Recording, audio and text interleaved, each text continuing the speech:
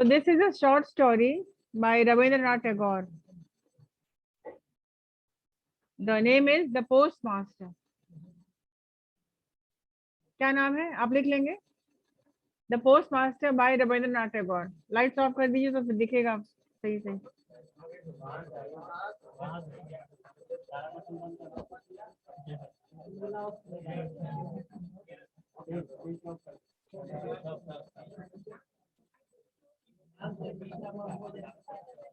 मैं वॉल्यूम बंद कर दी हूँ आपको बताने के लिए.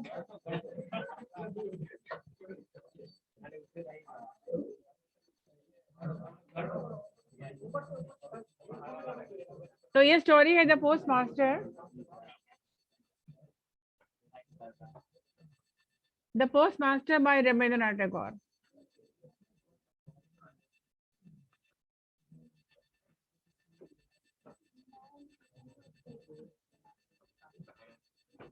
तो देखिए the postmaster by Rabindranath Tagore, जिसमें एक यंग इंसान, एक यूथ है जिसकी पहली जॉब लगी है उलापुर में.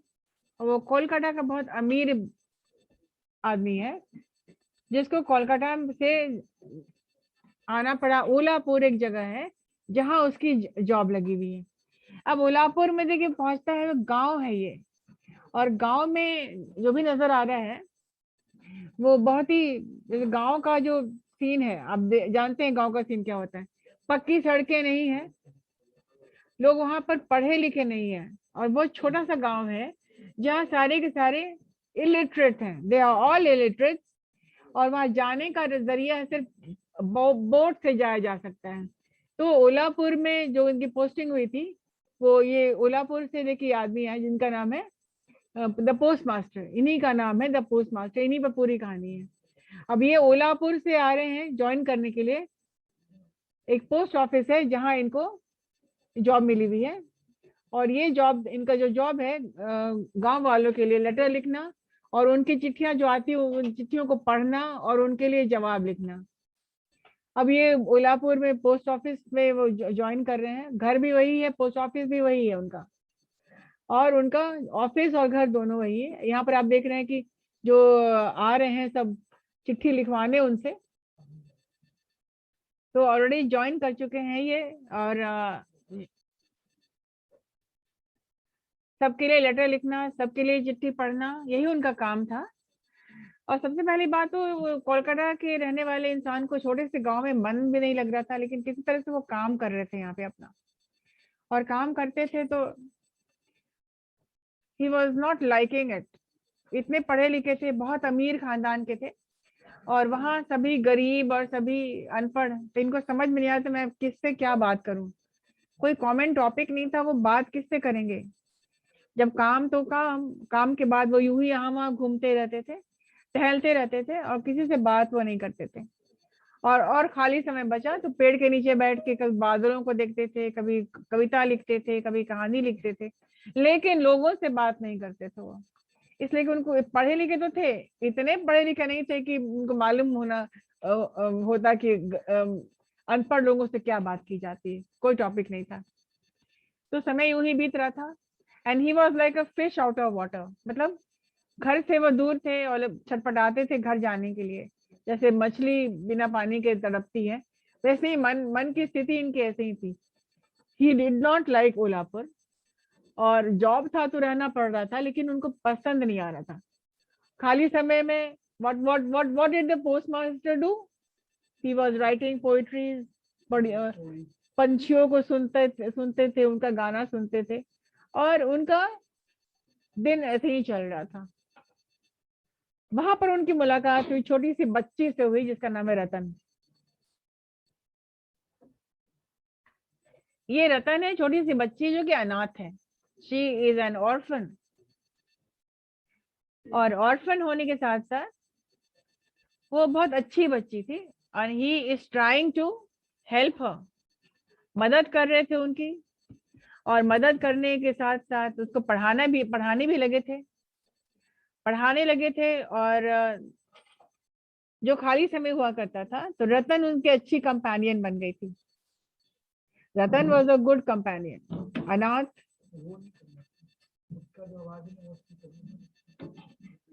1 second, hold it.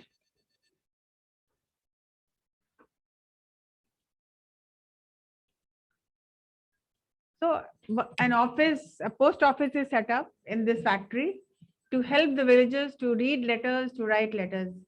So a young man from Kolkata has joined the post as a postmaster, and he is living in Ulapur, which is quite normal, natural for a person not to like the village, because a person who has lived in Kolkata will not like to live in a remote village in Ulapur. Ulapur बहुत ही छोटा पिछड़ा हुआ एक गांव था, जहाँ सभी, मैंने कहा था, आई टोल्ड यू, इलिटरेट थे सब, और सब गरीब थे, गरीब गांव था वहाँ, और जो उनका ऑफिस था वही उनका रेसिडेंस भी था.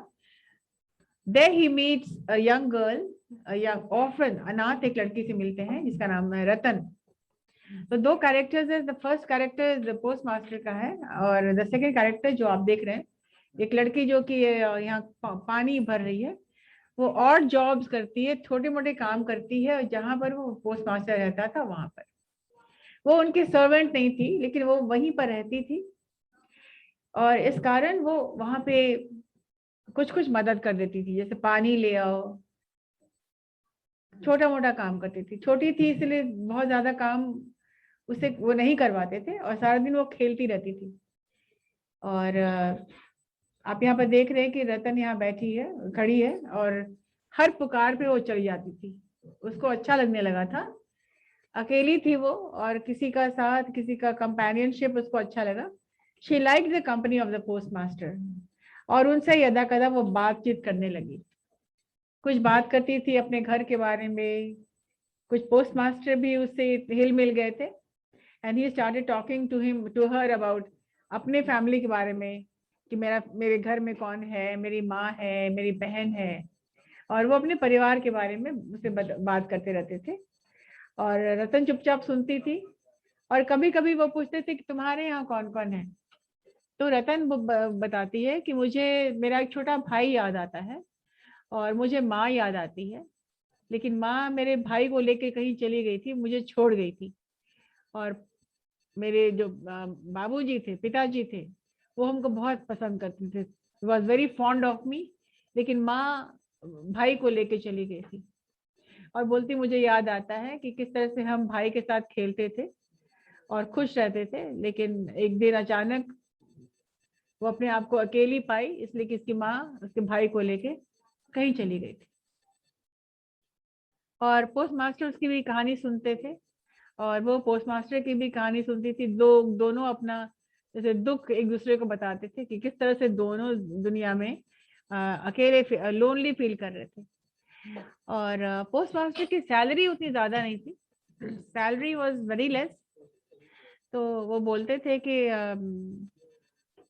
उसके साथ रहती थी, तो बोलते थोड़ा बहुत जो भी खाना वो बनाते हैं तो उसको वो शेयर करते थे रतन के साथ.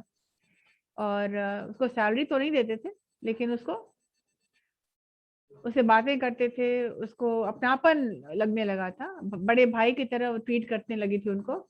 और रतन भी पसंद करने लगी थी कि मेरे बड़े भाई हैं, और वो उनको भी लगा कि चलो नहीं से हाँ कोई है जो मैं उससे बात कर सकता हूँ, खाली समय जो मेरा है उसको मैं. और यहाँ देख रहे हैं वो उदास हो रहे हैं घर को याद करके, इमोशनल हो जाते हैं कि घर पे कौन कौन है. उन्हें कुछ बहुत ही इमोशनल कैरेक्टर थे, और उदास रहते थे. घर की याद उनको बहुत आती थी, वहाँ की सड़कें, वहाँ का बिल्डिंग्स, वहाँ की लाइफ. अब कहाँ कोलकाता और कहाँ एक छोटा सा पिछड़ा हुआ रिमोट विलेज ओलापुर.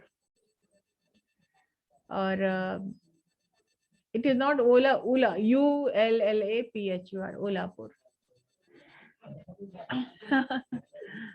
और वहां देखिए गांव का जो सबसे अच्छी चीज जो बात थी वहां पे हरियाली वहां की.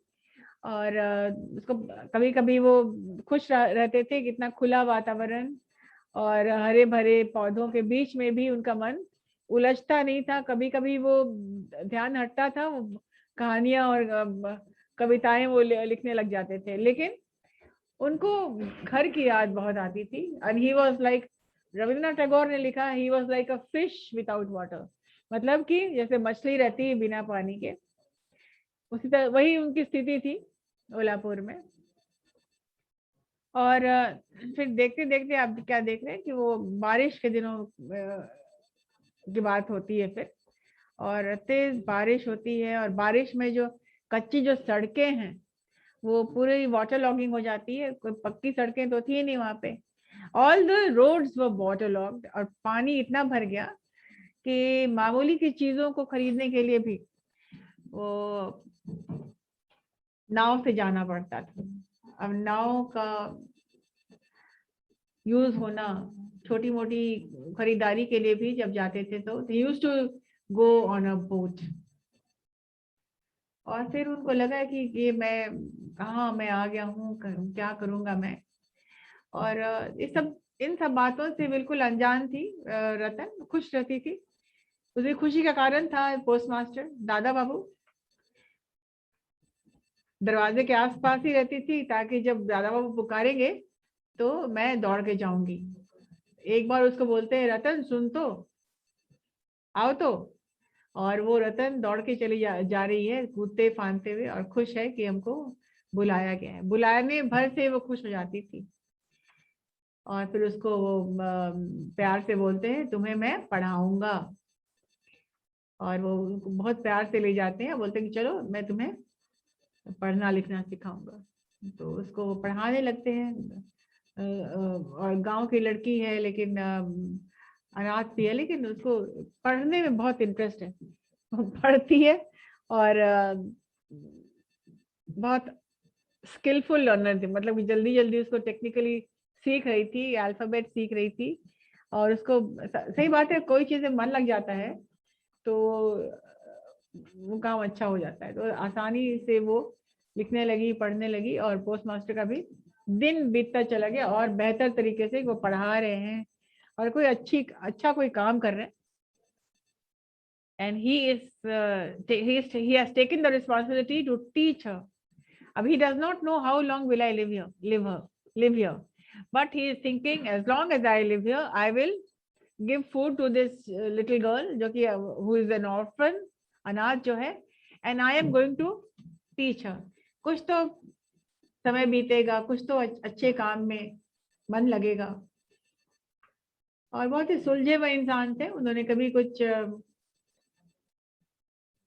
अपने बारे में नहीं सोचा, गांव वालों के बारे में सोचा, तभी तो ज्वाइन किए थे उल्हापुर। नहीं तो कौन जाता है इतने रिमोट एरिया में काम करने।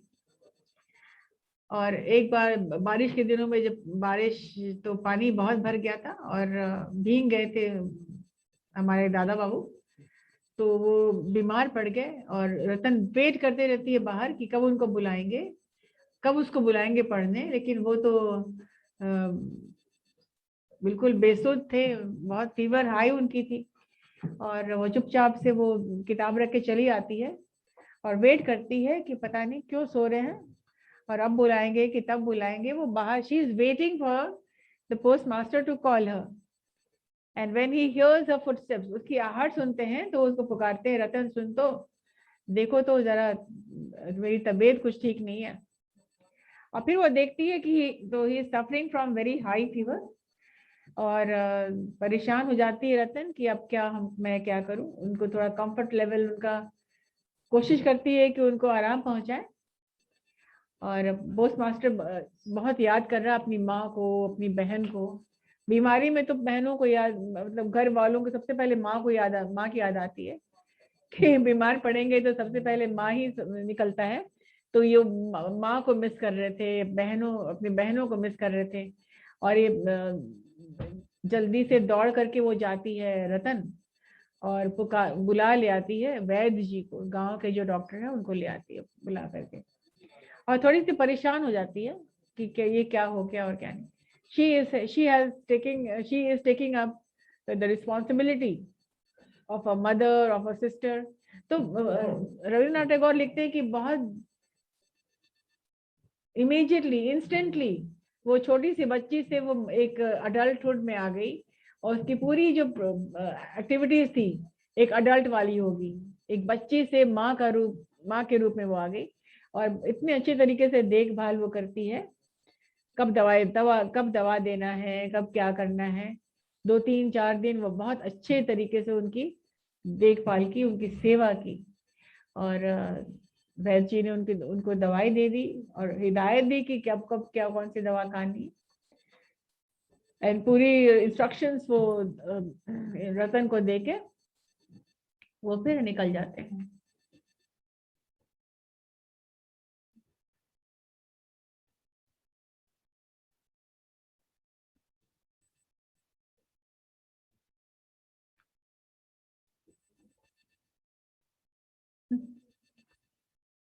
और वैद्य जी दवा दे दिए हैं, एक खुराक दिए हैं, और द नेक्स्ट इज आस्किंग बच्चे खूब इसको देखते तो खूब हंसते हैं कि मैम क्या हो गया, मर गया लगता है। बच्चों की प्रतिक्रिया भी याद आती है जब वो दिखाते हैं इसको तो। और फिर वैद्य जी आ गए, डॉक्टर साहब आ गए, फिर बोले मैम फीस नहीं मांगेंगे हम, कि नहीं फीस नहीं मांगते वो। और उसको देख करके अपना वो छाता वाता ले गए। छाता का इंडिकेशन है कि रेनी सीजन आ गया है।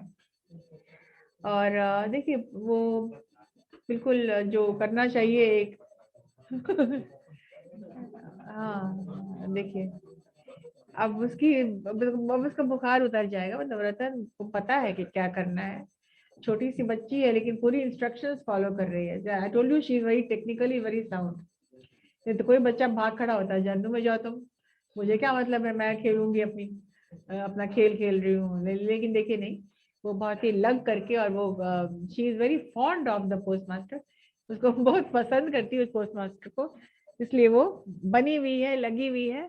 और फिर वो रात में वहीं पर उसको उसकी आंख लग जाती है, और वो सो जाती है। और अच्छी तरह देखभाल होने के बाद अब ये पोस्ट मास्टर चंगा हो गया, अब उठ गया है, लेकिन चेहरे पे नाराजगी है।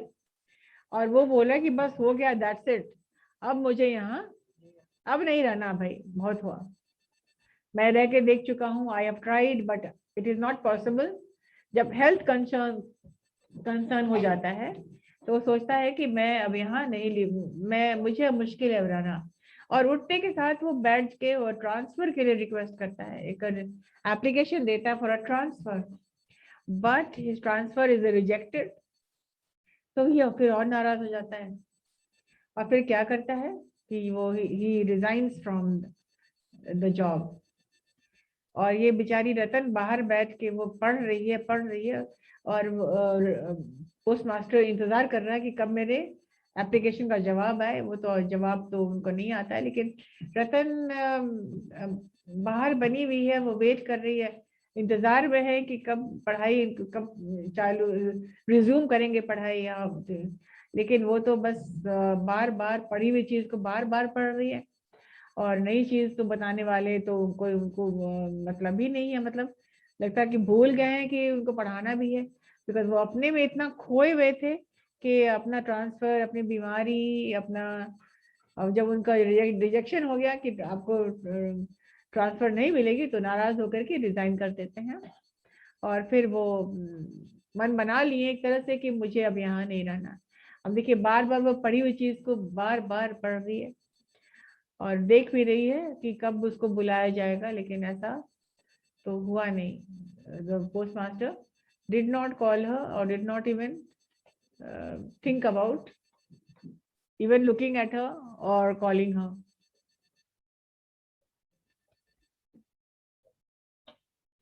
और जब शाम हुई तो फिर बहुत बेमन से वो तो खाना बनाने के लिए भी नहीं उठे, उसको जैसे भी आता था जला पका जैसे भी वो बना के वो पोस्ट मास्टर को देती है। और रात के खाने के वक्त वो बताते हैं उसको कि मैं अब जा रहा हूँ, नाउ आई एम गोइंग। और ये पूछती है, अपने भोलेपन से पूछती है कि when will you come back, कब फिर आप बताओ वो कब लौटेंगे आप। तो ये कहते हैं कि मैं नहीं लौटूंगा, मैं घर जा रहा हूँ। तो फिर भी बहुत ज्यादा उदास हो जाती है और वो रोने भी लगती है। तो बोलती मुझे मुझे भी अपने साथ ले चलो, मुझे ले चलो अपने साथ। उसको देख के मुस्कुराते हैं, बोलते हैं कि फिर कमेंट करते तुम क्या करोगी मेरे, तुमको तुम क्या करोगी वहां पे, तुम जाओगी मेरे साथ, इस तरह से बोलते हैं। तो इसको बहुत ही चुभती है ये बात, वो कटाक्ष की तरह लगता है कि तुम कहाँ जाओगी। और वो रात भर रोती रहती है, सोचती रहती है। और उसका बस एक ही सवाल था कि मैं राधा बाबू के साथ मुझे जाना है। तो उनके परिवार को अपना परिवार समझने लगी थी कि दिस इज माय फैमिली। अब मैं भी उनकी बहनों में एक बहन मैं भी हूँ, वो भी मेरा परिवार है। और दादा वो मेरे भाई हुए तो उनकी माँ भी मेरी माँ हुई। अभी एक अनाथ बच्ची की साइकोलॉजी आप समझ सकते हैं कि जो अब अकेली थी और अब अकेली नहीं रही, अब तो दादा बाबू का साथ हो गया था और एक रिश्ता कायम हो गया था। वो बाहर से ला के देती है इनको, सुबह हुआ तो फिर जैसे तैसे वो रात काटी उसने। सुबह हुआ तो चावल ला के देती है और पानी ला के बाहर से देती कुएं पर से, और वो तैयार हो जाते हैं जाने के लिए। He gets ready to leave the village. वो अनमने भाव से बिल्कुल झाड़ू उठा लेती है, लेकिन वो जैसे झाड़ू कर नहीं रही है, वो बस यूं ही से खड़ी है और उसका मन किसी काम में नहीं है। और वो बोलते हैं कि तुम चिंता मत करना रतन, जो भी मेरा सक्सेसर आएगा, मतलब मेरे जगह पे जो भी इंसान आएगा, जो ज्वाइन कर लिया है जिसने, उसको मैंने सारा चार्ज दे दिया है। और मैंने ये भी कह दिया है कि तुम्हारी देखभाल वो जैसा मैं करता हूँ वैसे ही वो करेंगे। लेकिन उनका ये ऑफर को रतन बिल्कुल रिजेक्ट कर देती है और बोलती है कि मुझे किसी चीज की जरूरत नहीं है, मुझे किसी की जरूरत नहीं है। अगर आपको मेरे लिए कुछ करना है तो मुझे अपने साथ आप ले चलो। फिर ये जाने को तैयार हो जाते हैं। देखिए उन्होंने हैंड ओवर कर दिया है, न्यू जो पोस्ट मास्टर जो आए हैं ऑलरेडी ज्वाइन कर लिए और पोस्ट मास्टर चार्ज दे रहे हैं उनको। अब ये बिल्कुल इनका फाइनल, फुल एंड फाइनल इनका सब कुछ हो जाता है। और रतन बहुत ही ज्यादा दुनिया उजड़ गई उसकी जैसे, वो रोती है और उदास हो जाते हैं। तुमको हंसी का यार और वो उसको उसके आंसू भी पोंछते हैं और उसको प्यार करते हैं, बोलते हैं कि तुम मत रो, तुम चिंता मत करो और तुम खुश रहना। और वो अपने पॉकेट से सारी की सारी सैलरी उठा के उसको दे देते हैं, हाथ पे रखते हैं। कुछ थोड़ा सा वो रास्ते के लिए रख लेते हैं, गांव से उनको जाना है नाव से, तो थोड़ा सा वो रख लेते हैं अपने पास, बाकी सारी की सारी सैलरी वो दे देती है। अब देख रही किस तरह से वो लिपट जाती है पैर से कि दादा वो मुझे भी अपने साथ ले चलो। और फिर वो दौड़ते हुए चली जाती है इसी उम्मीद से कि दादा वो उसको आकर के मनाएंगे और ले जाएंगे। और मनाना भी यहाँ पर हो रहा है और दादा बाबू कुछ नहीं कर पा रहे। वो अपना उनका छाता तन गया है। Now you see that he is leaving, गांव में से निकल चुके, नाव पे बैठ चुके, मतलब कि वो रवाना अब हो रहे। एक सेकंड के लिए जब वो पीछे घूम के देखते हैं तो उनको लगता है कि रतन को वापस ले जाए उसको ले आए। उसको उनको याद आता है कि उस बच्ची ने मेरे साथ क्या क्या, मतलब कितना अच्छा बर्ताव था, मेरी मेरी देखभाल की। एक second, for a fraction of a second उनको लगता है कि I will go and bring back Ratan. लेकिन दूसरे ही क्षण वो अपने दिमाग को झटका दे देते हैं, बोलते हैं कि नहीं, मिलना मिलना और बिछड़ना तो जिंदगी की रीत है। और वो सब उनको याद आ रहा है किस तरह से वो लिपट गई थी, किस तरह से उनको इतना चाहती थी, इतना मानती थी उनको। लेकिन ये क्षणिक था इनका ये सोच। और फिर बोलते हैं कि वो पढ़े लिखे इंसान थे, बोले कि मिलना और बिछड़ना तो जिंदगी की रीत है, किसी के लिए कोई रुकता नहीं है। और ओलापुर उनकी जगह थी भी नहीं। और एक ओलापुर के लिए, एक ऐसी जॉब के लिए जो कि बहुत पेमेंट भी नहीं कर रही थी, उसके लिए पूरी जिंदगी को छोड़ देना, अपने घर को छोड़ देना, ये तो कोई वाइज चीज नहीं थी। और वो मूव ऑन कर जाते हैं। जिंदगी में आगे बढ़ने का नाम ही जिंदगी है। And the little girl has compared कि छोटी सी बच्ची जो अनाथ है उसको समझ में ये बात नहीं आ रही है कि फिलॉसफी क्या है, दुनिया का फलसफा क्या है, दुनिया की रीत क्या है, मिलना बिछड़ना क्या है, मीटिंग एंड पार्टिंग क्या है, मिलना बिछड़ना क्या है। वो इस फिलॉसफी को, इस साइकोलॉजी को नहीं समझ पा रही थी। और रविंद्रनाथ टैगोर समझाने की कोशिश करते हैं, जो वाइज हैं, जो पढ़े लिखे हैं, जो इस बात को जानते हैं कि मिलना और बिछड़ना जिंदगी की रीत है। जो सुबह है तो शाम भी आनी है, शाम है तो सुबह भी आनी है। और जो परमानेंट सेपरेशन है, डेथ है, वो तो परमानेंट सेपरेशन है, वहां से कोई वापस नहीं आता है, राइट। तो यहीं पर है कंपैरिजन बिटवीन मिलना एंड विछड़ना। एंड सीख रविन्द्रनाथ टैगोर की बहुत अच्छी है कि किसी के लिए थक हार के बैठा नहीं जाता है आदमी, people should move on in life. And he बता रहे Rabindranath Tagore the comparison between a wise young man, the postmaster, and the orphan child at Ulapur. So this was the story, The Postmaster by Rabindranath Tagore.